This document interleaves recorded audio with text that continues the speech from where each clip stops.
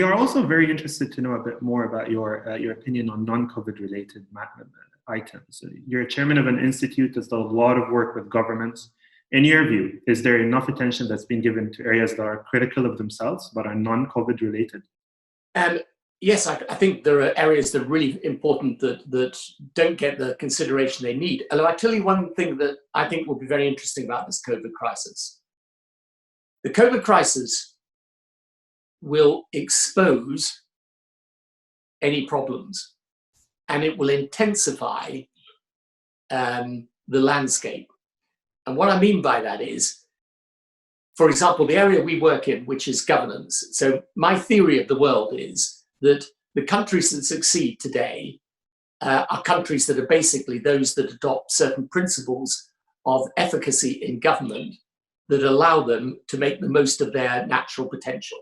And that if you look around the world, you can see countries side by side with each other, same opportunities, same resources, same potential. One succeeds, one fails. It's all about the quality of governance. And one of the things that I think this crisis will do is expose the weaknesses in governance. So we work a lot in African countries. The African countries that have handled this best are, surprise, surprise, the ones with the highest degree of competence in government. And I think, for example, it will become very clear that unless you've been building the right healthcare infrastructure in your country, you have not been prepared to deal with this in the way that you need. If you haven't built the right partnerships and relationships, if people feel they can't come and invest in your country, you're going to be in a lot of trouble in the future. So, for the work we do, which is how we equip leaders and countries to prosper in an era of globalization, where this issue of competent government is so important, I think, that work will be given an even greater relevance today. And, as I say, you just look around the world, and whether it's Singapore, the UAE, or you could look at a country like Rwanda in Africa, often these countries have succeeded just really when you analyze it. Yeah, lots of other countries have the same opportunities, but they managed to do it because of the quality of the leadership. So let's explore the world a bit even further. I mean, we're quite interested to know about how COVID-19 catalyzed certain trends. For example, do you see any rise of Asian over Western economies during these times? I think what it will mean is that Western economies will have to adapt fast. And so if you take Europe at the moment, Europe has got obviously a severe crisis around COVID because of the economic impact, and also because the European response, for reasons I understand, but one nonetheless has to say it has been somewhat disjointed. So I would say that for the European economies, they're going to have to adapt and change. They're going to have to make quite far-reaching reform. And they're going to have to realize that many of the sectors that are operating are going to have to make big changes to survive for the future. So the worry I have about the West is, are we able to make those changes in a practical, evidence-based way?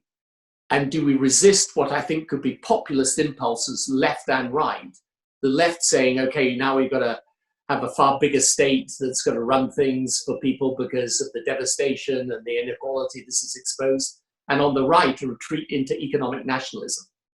So I think that the challenge for the West will be, can we get to change and reform necessary based on evidence and reason?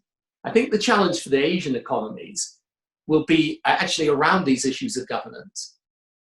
Are they able to build the systems that allow them to make the best use of the potential that they've got?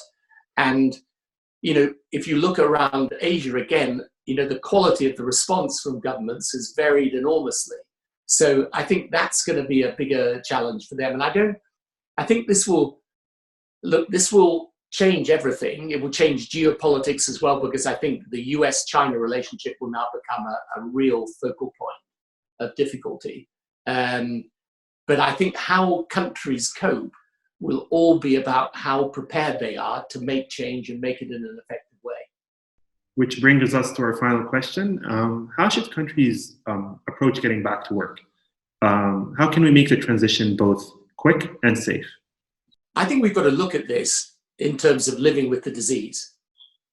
I mean, even if we get a vaccine, or even if we get a therapeutic, we're in a new world today. And look, we've got COVID-19, but who knows what the next pandemic might be? What we now know is that it's possible for such a thing to happen. And what we now know is the consequences of not being prepared are absolutely devastating. So my view is that the principal challenge is to build the infrastructure that allows you to live with the disease. What does that mean? It means that you've got the capability to test people and to test them competently and constantly, so that you're always on top of knowing what's happening to the disease. It probably means the introduction of a whole lot of new technologies. For example, I was talking to people at Stanford the other day about a wearable that you would have that gives you triggers immediately when the symptoms of COVID-19 come, and you can then immediately take action. It will mean probably new ways of working. I can't see people going to work in the UK without masks. Now that's completely countercultural for us. Okay, we don't do this, but I think we will be doing it. It means that you've got the ability to trace and track. And it means building a global architecture so that we are able to do the things collectively as a world together we need to do, sharing data, sharing technology, making sure that some of the poorest countries in the world build a proper healthcare infrastructure. So I think there are a whole series of changes that we will need to make to allow us to return to as much normal as possible. So getting back to work is a function of, yes, acknowledging the huge economic costs of lockdown, but it's also giving people the confidence that we have in place that infrastructure of containment that allows us to minimize the impact of the disease. Mr. Blair, we really appreciate your time, and we thank you very much for the wonderful insights that you provided today. It's a pleasure. Thanks very much.